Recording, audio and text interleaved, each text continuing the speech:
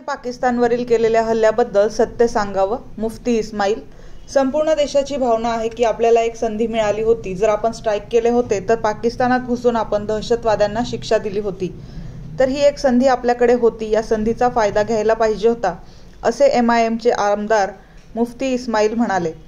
सुब्रमण्यम जयशंकर यांचं वक्तव्य आहे की त्यांनी पाकिस्तानला या संदर्भात कल्पना दिली होती की आम्ही कुठे स्ट्राईक करणार आहोत. यातून सिद्ध होतं की तुम्ही मिळून काम करत आहात. काश्मीरमधील शहीदांचा बदला घ्यायचा होता तर तुम्हाला त्याच प्रकारे कारवाई करायची होती. तुम्ही पाकिस्तानला आधीच सांगितलं होतं. तर जाहीर गोष्ट आहे की पाकिस्तानला दहशतवाद्यांना त्या ठिकाणाहून हटवायचं होतं. त्यांनी हटवलं असेल असा आरोप देखील मुफ्ती इस्माईल यांनी केला. तो पता नहीं है, मैंने जहाँ तक खबरों में सुना है कि कांग्रेस पार्टी ने 4 लोगों के नाम दिए थे और उन 4 लोगों में से 3 लोगों को लिया गया है और एक ऐसे आदमी को लिया गया है जिसका नाम कांग्रेस पार्टी ने नहीं दिया था. हमें इसकी मुकम्मल मालूमात नहीं है, लेकिन जो जानकारी है सही भी हो सकती है, गलत भी हो सकती है.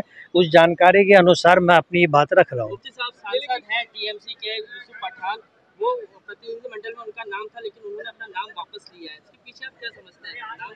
नहीं, क्या है, उन्होंने अपना नाम वापस लिया है, सही वजह तो वही बता सकेंगे.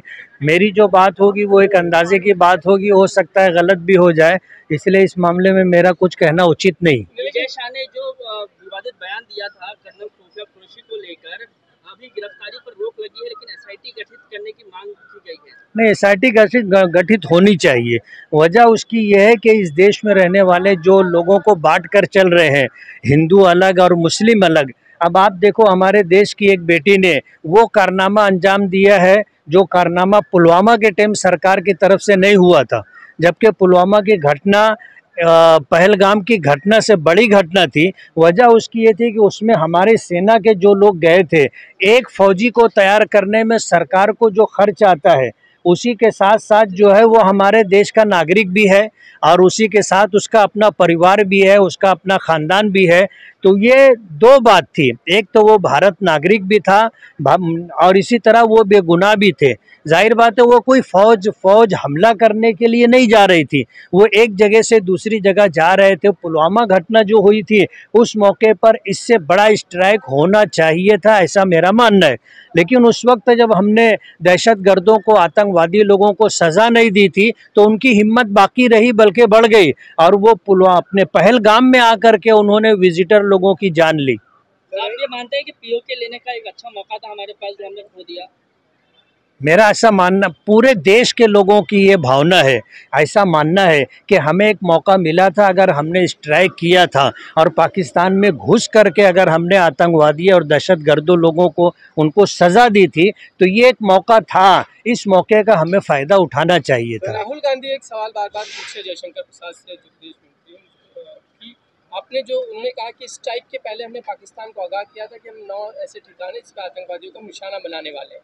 वो कहने के तो एक तरह का क्राइम है, क्योंकि उन्होंने अगर हमारे जेट अगर उड़ाए हैं तो उन्होंने मार गिराए, तो इतना क्राइम है. आपने बताया कैसे हमारे लोग मारेंगे उसकी वजह से? S जयशंकर का ये बयान आया कि उन्होंने कहा कि हमने पाकिस्तान को इस सिलसिले में पहले से बता दिया था कि हम कहाँ कहाँ स्ट्राइक करने वाले. जाहिर बात है फिर ये तो आप मिलजुल करके काम कर रहे हैं. आप जो मैसेज पूरे शहर, पूरे मुल्क को देना चाहते हैं कि आपने जो किया है वो मिलजुल करके किया. अगर आपको जो है पहलगाम में शहीद लोगों का बदला लेना था तो आपको उसी तरह की कार्रवाई करनी थी. आपने पाकिस्तान को अगर पहले से बता दिया है तो जाहिर बात है कि वहाँ से जिन लोगों को हटाना होगा उन्होंने हटा भी लिया होगा. और हमारे जो ये चर्चा में बात है ये तो सरकार ही बता सकती है कि उनके कितने फौजी जो है जहाज़ राफेल जैसे वो मार गिराए गए. इसमें सच्चाई कहाँ तक है ये तो हमें पता नहीं है.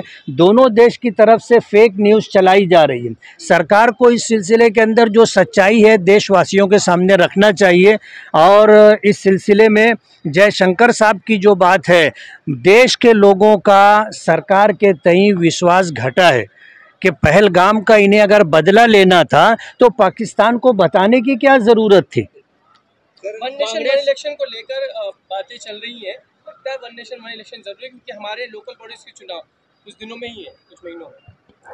अब वन नेशन वन इलेक्शन का जो प्रोग्राम चल रहा है, कैसे होगा, क्या होगा, हमारा देश कोई छोटा मोटा देश नहीं है.